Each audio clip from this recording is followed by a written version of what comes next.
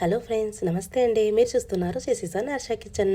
Friends, ఈరోజు మన కిచెన్లో పెరుగు వడ, అదే అండి దీన్ని దాహి వడ అని కూడా అంటారు. ఇది చేసి పెడితే ఇంట్లో వాళ్ళు తృప్తిగా తిని మిమ్మల్ని పొగడ్తలతో ముంచేయాల్సిందే. మరి ఎంతో తృప్తినిచ్చే ఈ పెరుగు వడను ఇంట్లోనే ఎలా తయారు చేసుకోవాలో ఈ వీడియోలో చూసేద్దామండి. అలాగే సింపుల్ అండి, ఇంట్లో ఉన్న వాటితోనే మీరు ఈ వడ చేసి పెట్టండి. మీ ఇంట్లో పొగడ్తలతో ముంచేస్తారు మిమ్మల్ని. ఒకటి బదులు 2 అడిగేసుకొని తింటాం. మరి అంత అద్భుతంగా ఉంటుంది, అద్భుతమైన టేస్ట్ వస్తుంది. సాఫ్ట్గా జ్యూసీగా, ఎక్కడ వడ గట్టి పడకుండా ఎంతో టేస్టీగా ఉంటుంది. మరి తయారీ విధానం చూసేద్దాం. ముందుగా ఇక్కడ 1/2 కిలో అండి, ఒక 250 గ్రామ్స్ చూడండి మినపగుండ్లను తీసుకొని శుభ్రంగా ఒక 4 టైమ్స్ కడిగి 4-5 అవర్స్ అయితే మనము నానబెట్టుకొని చూడండి ఒక మిక్సీ జార్ తీసుకొని అందులోకి చూడండి వేసేసుకొని మినపగుండ్లను వీటిని ఫైన్గా సాల్ట్ వేసుకొని చూడండి ఇలా ఫైన్గా, అంటే మనం వడలు వేసుకునేంతగా మరి లూజుగా లేకుండా జారుగా లేకుండా ఇలా వడ షేప్ వచ్చే విధంగా మిక్సీ సాల్ట్ వేసుకొని గ్రైండ్ చేసేసుకొని ఒక ప్లేట్లోకి తీసుకొని పక్కన పెట్టేసుకోవాలన్నమాట. మరి ఎక్కువగా లూజ్ కాకుండా చూసుకోండి, ఎక్కువ లూజ్ అయితే మనకు వడ షేప్ అనేది రాదనమాట. ఓకేనా, ఈ పిండిని మనం పక్కన పెట్టేసుకుందాం. ఇప్పుడు స్టవ్ వెలిగించి ఒక ప్యాన్ పెట్టి, లేదా మీకు పప్పుకు తిరుమాత పెట్టే స్పూన్ ఉన్న దాంట్లో ఒక 2 టేబుల్ స్పూన్ల ఆయిల్ అయితే ఈటెక్కనివ్వండి.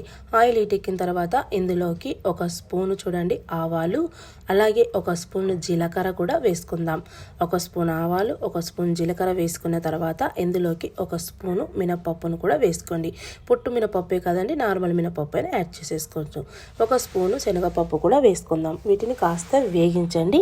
ఇవి వేగిన తర్వాత ఇందులోకి చూడండి మనకడ వెండు మిర్చి ఉంటుంది కదా, ఒక 2-3 వెండు మిర్చిని ఇలా చీలికలుగా కట్ చేసుకొని వేసుకోండి. అందులోకి చూడండి ఒక గుప్పెడు కరివేపాకు, ఫ్రెష్ కరివేపాకు కూడా వేసి వేయించుకుందాం. ఇలా వేగిన తర్వాత ఇందులోకి ఒక పచ్చిమిర్చిని చిన్న ముక్కలుగా కట్ చేసుకొని యాడ్ చేసేసుకుందాం. అందులోకి మనము చూడండి అల్లం ముక్కల్ని, 1 ఇంచు అల్లం ముక్కలు చిన్న ముక్కలుగా కట్ చేసుకొని వేసుకొని వీటన్నిటిని వేయించుకోండి. వీటన్నిటిని మంచి స్మెల్ వచ్చేలాగా వేయించుకొని స్టవ్ ఆఫ్ చేసి చూడండి ఇక్కడ నేను 1/2 లీటర్ పెరుగునైతే తీసుకున్నానండి. ఈ పెరుగులోకి ఈ పోపునైతే పెట్టేసుకొని కలిపేసుకోండి. ఇప్పుడు ఇందులోకి మనము సాల్ట్ యాడ్ చేయలేదు కదా, మరి పెరుగులోకి 1 స్పూన్ సాల్ట్ని అయితే యాడ్ చేసేసుకొని నేను వీడియోలో చూపిస్తున్న విధంగా ఈ పెరుగు అనేది ఇలా జారుగా ఉండాలండి. మరి గడ్డలుగా ఉండకూడదు, మరీ మజ్జిగలాగా ఉండకూడదు అనమాట. ఇలా జారుగా ఉండేలాగా చూసుకోండి. ఇలా పెరుగును తయారు చేసుకొని ఈ పెరుగు మీద మూత పెట్టి పక్కన పెట్టేసుకోండి. ఇప్పుడు నెక్స్ట్ ఒక గిన్నెలోకి ఒక 1/2 లీటర్ వాటర్ని తీసుకొని 1/2 లీటర్ వాటర్లోకి 1 స్పూన్ సాల్ట్ కూడా యాడ్ చేసేసుకుందాం. యాడ్ చేసేసుకొని ఇందులోకి ఒక 2 టేబుల్ స్పూన్ల పెరుగును యాడ్ చేసేసుకుందాం. 2 టేబుల్ స్పూన్ల పెరుగు మీరు పక్కనున్న ఏదైనా ఇప్పుడు కలిపి పెట్టుకునేదైనా ఏదైనా యాడ్ చేసేసుకోవచ్చు.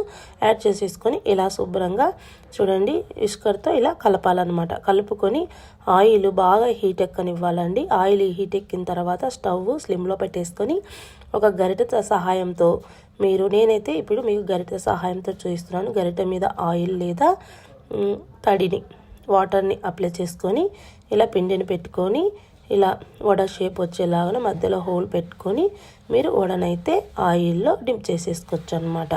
ఓకేనా, చూసారుగా ఇలా ఒక విధంగా. మీకు ఇలా రాదనుకుంటే చేతిలోకి పిండిని తీసుకొని చూడండి ఈ పిండిలోకి ఇట్లా బౌల్లో చేసేసుకొని మధ్యలో హోల్ పెట్టి ఈ వడను కూడా ఆయిల్లో వేసేద్దాం. ఇలా మొత్తం వడలను కూడా ఆయిల్లో వేసేద్దామని మీ ఇష్టం. చేతి సహాయంతోనైనా వేసుకొని మీకు ప్రాక్టీస్ ఉందంటే, లేదంటే గరిట సహాయంతో వేసేసుకోవచ్చు.